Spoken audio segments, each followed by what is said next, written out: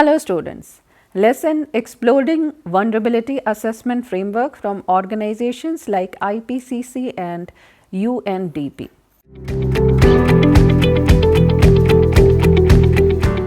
Main objective of these lessons are to understand the core component of vulnerability such as exposure, sensitivity, adaptive capacity, to interpret the phase of United Nations Development Programs, COBRA, the methodology to achieve community level participatory research, profiling and adaptation prioritization. The third objective is to utilize the multidimensional indicator normalizing techniques to construct composite vulnerability indices, and the fourth objective is to compare the application of these framework across agriculture, water, resource, public health and urban sectors, taking into account national case studies. And the last objective is to perform context-specific climate risk assessment by evaluating methodological strength, limitations, equity consideration and hybrid approaches. So let us start the discussion. As I mentioned, the chapter deals with vulnerability assessment strategies of IPCC, which is the Intergovernmental Panel on Climate Change. It is a governing international body which caters to scientific knowledge related to climate dynamics. The organization was established in the year 1988 by the World Meteorological Organization and UNEP. IPCC is not involved in the creation of original research, rather it investigates and examines several research outputs pertaining to it. The results or the outcome from the research publications are provided to government agencies for policy making and better governance. IPCC dedicatedly publishes comprehensive assessment reports every 6 to 7 years. It also issues guidelines and synthesized reports and articles about the same. Scientists, academicians from across the world contribute as author, reviewer, experts, and in other capacities in approving the key summaries of the report. Students, this practice provides authenticity as well as credibility to the organization.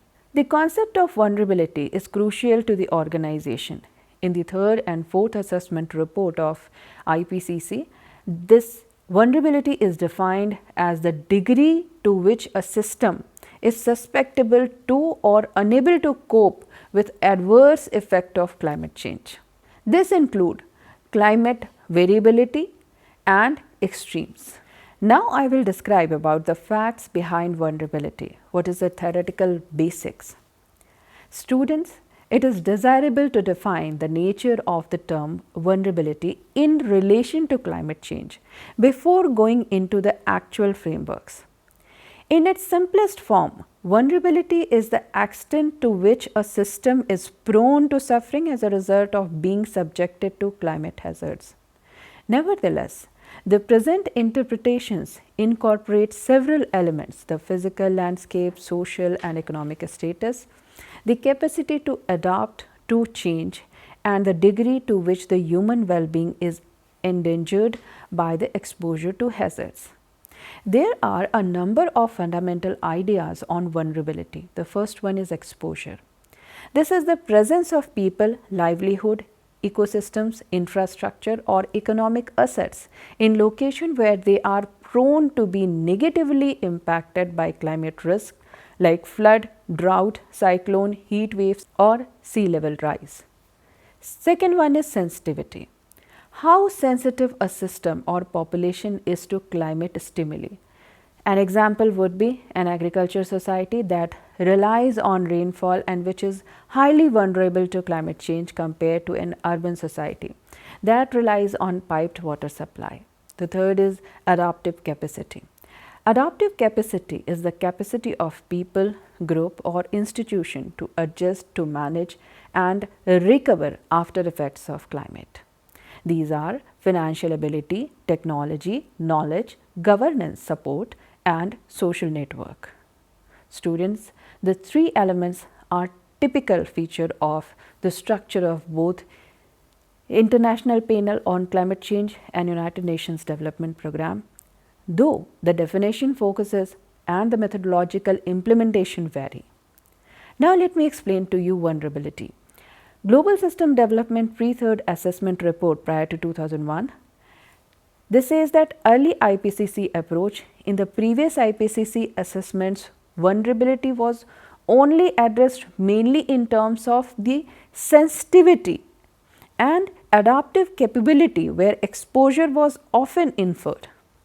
It was a strong biophysical and investigated the direct effects of the climate impacts on physical system like crop, water supply, forests or biodiversity. At this time, the socio-economic factors were recognized but not incorporated in the analysis frameworks. Third assessment report of IPCC 2001. It's a great conceptual change. What is it? The third assessment report by the IPCC took a more holistic approach and comprehensive perspective in defining vulnerability in clear terms as a function of exposure, sensitivity, and adaptive capacity. This three became the foundation of numerous vulnerability studies in the world.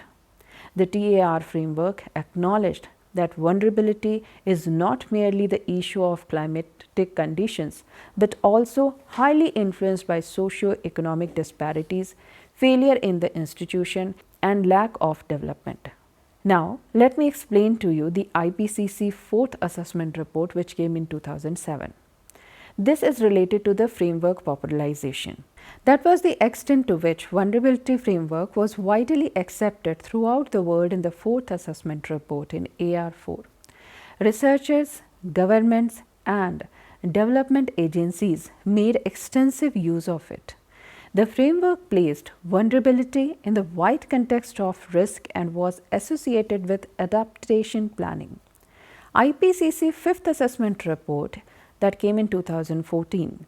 It is related to the risk framework.